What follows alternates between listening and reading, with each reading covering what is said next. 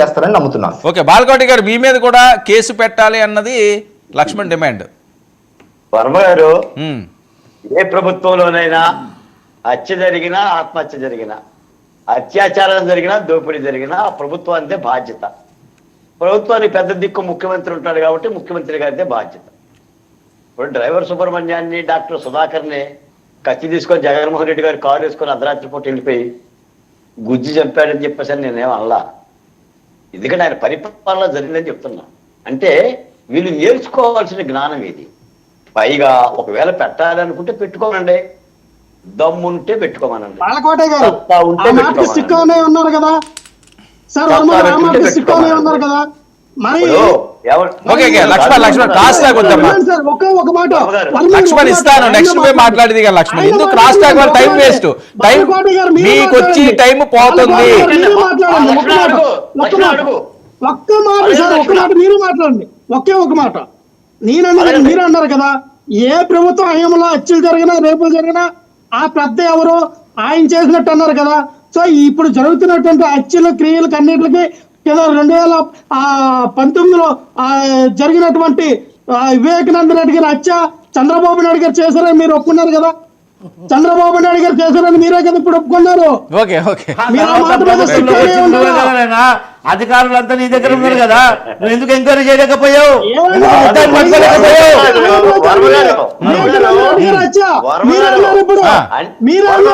చెప్పండి. ఏ పార్టీ, ఏ ప్రభుత్వం జరిగితే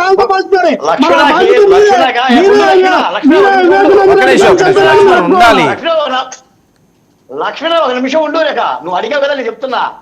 ఆకి బండిరాకు కూడా అర్థం తెలియకపోతేనా లక్ష్మణ? వైఎస్ వివేకానంద రెడ్డిని ఎవరు చంపారనేది చంద్రబాబు నాయుడు చంపిండని చెప్తావా? అంటే ఆయన ముఖ్యమంత్రిగా ఉన్నాడు కాబట్టి. ఈ రోజున రాజ్యం చేసిన హింసల గురించి చెప్తున్నా నేను. ఒక ఎమ్మెల్సీ చేసిన హింస గురించి చెప్తున్నా. అది కూడా ఎందుకు చెప్తున్నా? ఒక దళిత ఎంపీని 70 రోజులు జైల్లో పెట్టారు. చంద్రబాబు నాయుడు అధికారంలోకి వచ్చింది వీళ్ళు కదా, ఏం చేశారు మరి? దళితుల మీద హత్యలు జరిగినాయి అని చెప్తున్నా. సరే, ఒకవేళ నీకు కేసు ప్రొసీడ్. మీరే చెప్పండి, జగన్మోహన్ రెడ్డి గారికి బాలకోట మీద కేసు పెట్టి లోపల ఏంటని మొన్నే బేకలేకపోయారు.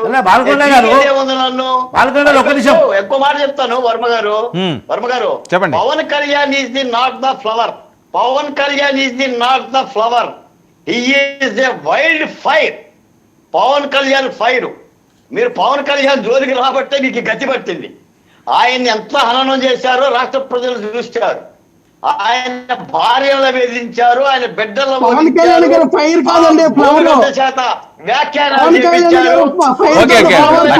పవన్ కళ్యాణ్ జయించారు కాబట్టి, ఈ రోజున పవన్ కళ్యాణ్ గారు గొంతె తెలిసాడు కాబట్టి మీ సోషల్ మీడియా రాబందులు, మీ సోషల్ మీడియా నాగుబాములన్నీ కూడా జైలుకు పోతుంది.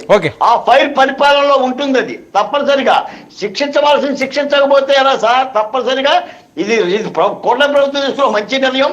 సోషల్ మీడియాలో ఏ పార్టీ అయినా సరే, ఎవరైనా సరే మహిళలను హనం చేస్తే తీసుకెళ్లి బొక్కలేయాలి. అవసరమైతే 3rd డిగ్రీ కూడా ప్రయోగించడం కూడా తప్పులేదు. ఓకే, మాల్గొండ గారు